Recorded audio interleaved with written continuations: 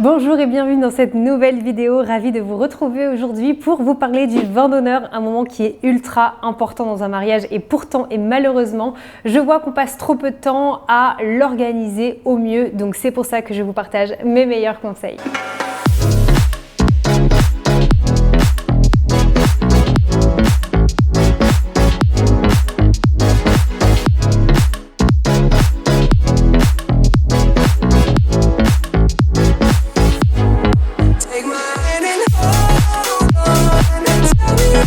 Avant de commencer, je vous invite à vous abonner à ma chaîne YouTube si ce n'est pas encore fait. C'est le petit bouton qui se trouve juste en bas de votre écran pour pouvoir être informé de chaque vidéo que je vais vous mettre en ligne chaque semaine, toujours autour du mariage, qui répond à vos questions, qui parle de sujets tendances, qui parle de sujets actuels.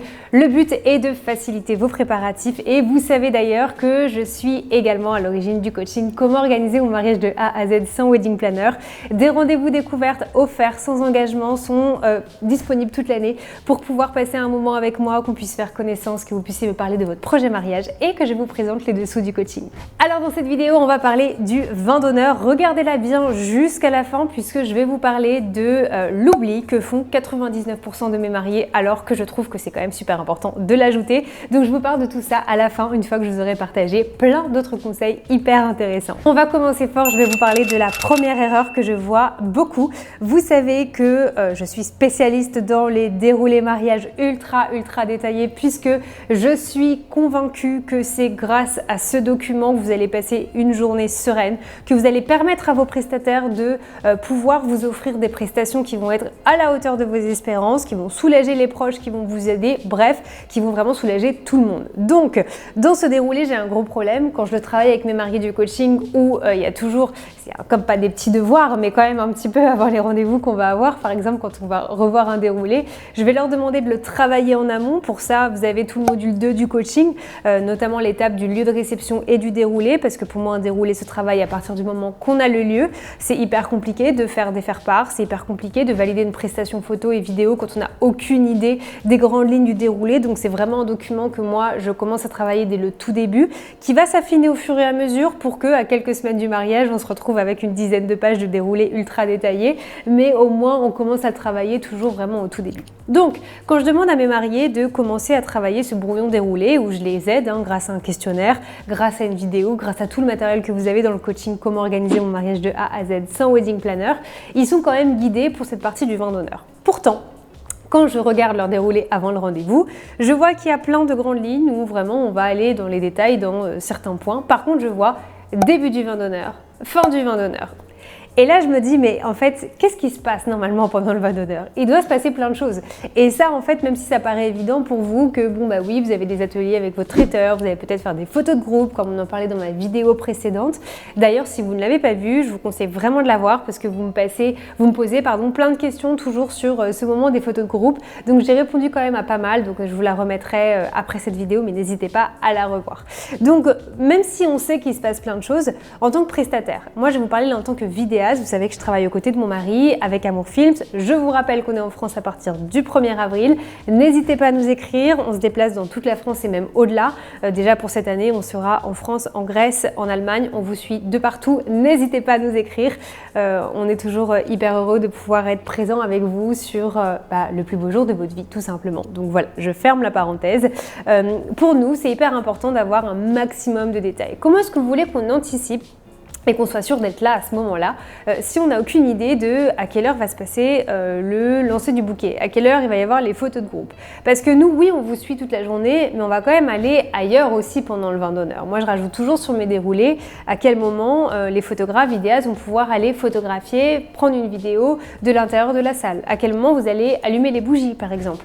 Tout ça, du coup, si vous avez prévu quelque chose pendant que les photographes et vidéastes sont à l'intérieur, en fait, on peut louper des moments ultra importants de votre mariage. Donc, plus vous allez aller en détail sur votre déroulé avec des heures précises, plus vous allez aider vos prestataires, plus ce sera facile pour vous et plus ce sera facile pour tout le monde. Maintenant, C'est pareil, des fois on me met sur le déroulé 1 heure du début du vin d'honneur en fonction de l'heure à laquelle se termine la cérémonie. Ok, jusque là tout va bien. Sauf qu'on ne peut pas vraiment le comptabiliser de cette façon-là. C'est-à-dire que, imaginez les mariés qui décident de faire une cérémonie à 14 heures. Très bien, on a 1 heure de cérémonie, la cérémonie se termine à 15 heures. Qu'est-ce que vous allez mettre sur votre déroulé? Un cocktail qui commence à 15 heures, mais du coup vous avez votre repas qui va commencer à 19 heures. On a ce cocktail de 15 heures à 19 heures, pour moi c'est un grand non et s'il vous plaît ne le faites pas, c'est beaucoup trop de temps et pour moi c'est juste horrible de commencer un mariage où on a trop de temps de vin d'honneur qui en fait, où le traiteur pourra peut-être ne pas répondre parce qu'il aura certainement pas assez de pièces cocktail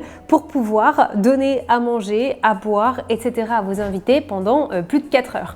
Donc on doit plutôt le faire à l'envers et on doit se dire plutôt à quelle heure on va faire la cérémonie en prenant en compte tout le reste, en prenant en compte l'heure à laquelle vous aimeriez commencer le repas, en prenant en compte la durée que va vous recommander votre traiteur également. Donc vous voyez, tout ça c'est super important. Donc avant de déterminer l'heure de votre cérémonie, déterminez tout le reste. Il y a un temps de trajet entre la cérémonie et le lieu, sur le format que vous allez souhaiter le soir, etc. Ensuite, un vin d'honneur et sa durée totale, elle va dépendre forcément du nombre de pièces cocktail que vous allez choisir. Si vous avez 5 pièces cocktail par personne, on n'aura pas la même durée de vin d'honneur que si vous avez 15 pièces cocktail plus 2 ateliers proposés par le traiteur. Ça paraît logique, c'est vraiment, les pièces cocktail sont données sur la durée et donc ça va vraiment dépendre de la durée de votre vin d'honneur. Maintenant, au contraire, le nombre de pièces cocktail va dépendre aussi du format de votre repas. Là, je sais que ça devient un petit peu technique, mais c'est vrai qu'aujourd'hui, on est vraiment sur un format de repas où on essaye d'être un peu moins assis, passer plus de temps au cocktail quand on a un mariage en été. Je parle bien des mariages en été, c'est différent quand on se marie en hiver, mais vu que vous êtes la majorité quand même à vous marier encore sur la haute saison, je vais prendre cet exemple-là. Si vous avez des questions et que vous vous mariez en hiver, n'hésitez pas à me les mettre en commentaire et comme ça, je pourrai vous y répondre. Donc, pour un mariage en été, on essaie de prolonger le vin d'honneur de telle sorte à ce qu'on passe moins de temps à table. Comment on passe moins de temps à table? On enlève un temps important qui est normalement l'entrée. C'est-à-dire qu'on s'assoit, on passe directement au plat principal, on a déjà gagné bien 40 minutes sur le repas et sur le moment qui est assis. Donc ça, c'est super. Donc forcément, ça va dépendre de votre format. On ne peut pas proposer 15 pièces cocktail si après on a mise en bouche, entrée, plat, fromage, dessert. Ce serait énorme. Donc en fait, toutes ces questions-là, il faut vous les poser. Et c'est pour ça que la question du déroulé, elle vient vraiment, moi, dans le coaching au tout début des modules, parce que c'est quelque chose que j'aime travailler avec mes mariés. C'est toujours une remise en question et c'est toujours se poser des questions pour faire en sorte que, au fur et à mesure qu'on valide les prestations, traiteur, photographe, etc., tout ça, on le sache vraiment en amont. Mais si vous voulez quand même une petite moyenne de ce qu'on a l'habitude de voir aujourd'hui sur un cocktail prolongé, quand on enlève l'entrée par exemple, on va être sur du 2 heures, 2 heures et demie de cocktail, alors qu'avant on était sur 1 heure, 1 heure et demie, c'était largement suffisant. Donc tout change, tout dépend de votre format, tout dépend de vos envies également. Mais en tout cas, s'il y a une chose qui est sûre, c'est qu'il ne faut pas laisser trop de temps de cocktail juste pour se dire on va profiter, on va être dehors. Au bout d'un moment, 3 heures, 4 heures où on est debout, s'il n'y a pas grand chose de prévu, ça peut être quand même un peu long pour vos invités aussi. Ensuite, la grande question, qu'est-ce qui se passe pendant un vin d'honneur? Là aussi, il y a plusieurs choses quand même qui se passent pendant un vin d'honneur. On l'a dit, il peut y avoir, moi je vous recommande toujours que ce soit un moment qui soit sonorisé.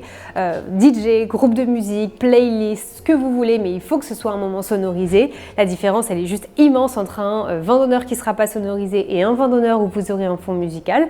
Bien sûr, le groupe de musique, moi je trouve que ça apporte ce dynamisme qu'on n'aurait pas forcément simplement une playlist, mais en tout cas le plus important c'est qu'il y ait de la musique. Donc une sonorisation, ça c'est sûr, ça va déjà aider l'ambiance et il y a plein d'autres choses qui peuvent se passer. On en parlait avant, les photos de groupe, moi je trouve que c'est le moment parfait pour pouvoir les faire. Si vous souhaitez un lancer du bouquet, lancer de la boutonnière également, si vous souhaitez vous aller découvrir votre salle avant que tous vos invités, vous passez des mois à toujours à travailler sur votre décoration, à ce que ce soit parfait, mais surtout la décoration de la salle. Et en fait, quand on regarde après, c'est très rare que les mariés aient des photos de leur salle avec que eux, sans forcément les invités. En tout cas, eux et la décoration, c'est très rare. Donc ça, si vous voulez aussi le faire, c'est pareil, inscrivez-le sur le déroulé. Sinon, ça se fera jamais le jour J, à moins que vous ayez votre photographe, vidéaste qui, eux, l'est bien en tête et qui viennent vous chercher. C'est pas toujours le cas, donc le mieux, c'est toujours de trop prévoir, de trop anticiper. Au moins, vous êtes sûr.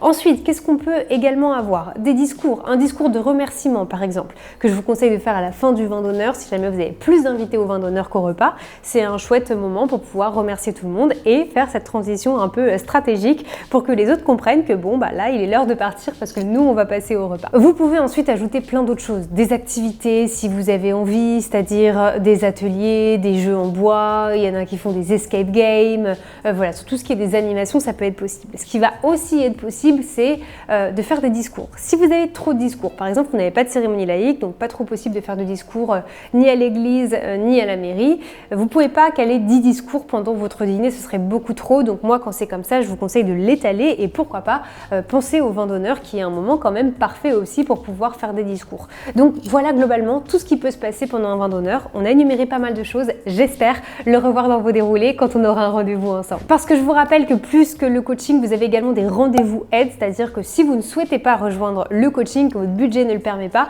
on peut quand même avoir un rendez-vous d'1h30 en visio où on va retravailler les points qui vous gênent le plus sur votre mariage, notamment le déroulé, c'est ce qu'on me demande le plus. Vous recevrez après notre rendez-vous un déroulé ultra détaillé ainsi qu'un compte rendu du rendez-vous qu'on aura eu, donc n'hésitez pas à m'écrire si jamais ça vous intéresse, je vous mets mon adresse mail juste là. Et enfin on va arriver à ce dont je vous parlais au tout début, c'est ce que je vois que 99% des futurs mariés ne réfléchissent pas et je trouve que pourtant c'est intéressant de le faire.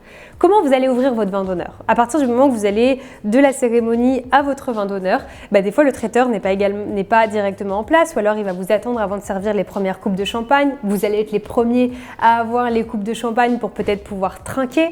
En tout cas je sais pas, c'est quelque chose où je pense que ça mérite d'être réfléchi parce que on a envie de l'ouvrir ce vin d'honneur. Est-ce que vous allez dire quelques mots, remercier tout le monde? Est-ce que vous allez demander à tout le monde de prendre une coupe de champagne et de trinquer ensemble? Ce sera à réfléchir, mais je trouve que de réfléchir à comment ouvrir le vin d'honneur, ça peut être une super idée qui n'est pas beaucoup exploitée. Je crois que j'ai vu qu'une seule fois sur tous mes mariages de cet été. Donc voilà, un petit conseil où je trouve qu'on l'oublie et en fait c'est toujours sympa. Hein. Les bonnes transitions dans un mariage, de toute façon, c'est toujours très sympa. Donc à réfléchir, si vous avez des idées, mettez-les moi en commentaire. J'ai hâte de les voir. Voilà, c'était globalement les conseils que j'avais envie de vous donner. J'espère que la vidéo vous a plu. Si c'est le cas, ce serait hyper gentil de votre part de liker cette vidéo, de commenter, de la partager autour de vous. Et de cette façon-là, c'est ce qui permet à cette chaîne de grandir et de pouvoir vous offrir du contenu de qualité chaque semaine qui répond directement à votre question. En tout cas, encore un immense merci et moi je vous retrouve la semaine prochaine pour une prochaine vidéo.